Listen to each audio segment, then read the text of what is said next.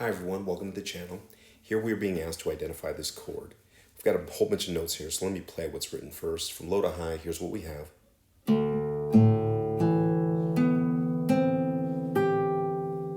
And together.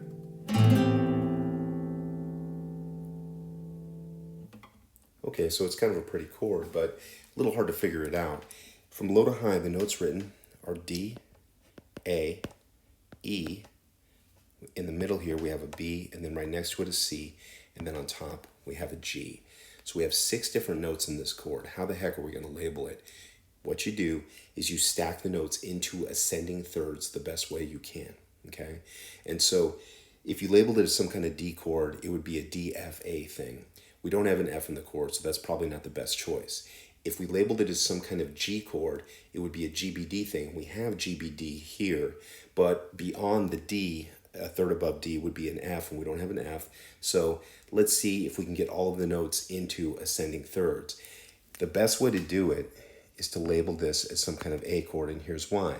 I'm just going to go up ascending thirds, A, C, E, G, B, D.